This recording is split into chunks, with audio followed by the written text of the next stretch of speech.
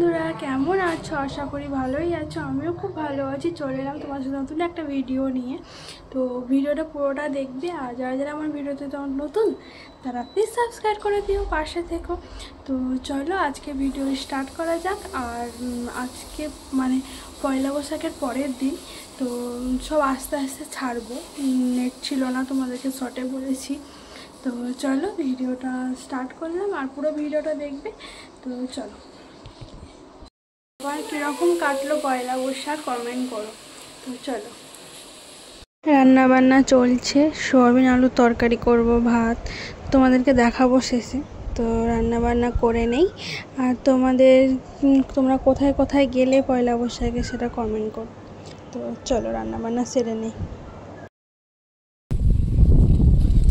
মাংস আনতে যাচ্ছে, একটা দুপুরবেলায় মা আসছে। তো চলো, খুব রোদ। তো মা এদিকে বললো মাংস আনছি, তো ওদের কাছটা আয়, আমি ওদের কাছে যাচ্ছি। আমি ঠিক আছে চলো। তো মাও চলে এলো দেখতে দেখতে। আমিও নিয়ে বাড়ির দিকে রওনা দিলাম। বাড়িতে যেয়ে দেখছি ও চান টান করা হয়ে গেছে।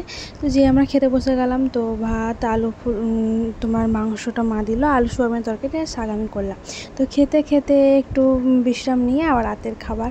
তো মা মুসুর সিদ্ধ করেছিল, আর এদিকে মিষ্টি এনেছিল। তো চলো রাতে ডিনার সেরে নিই।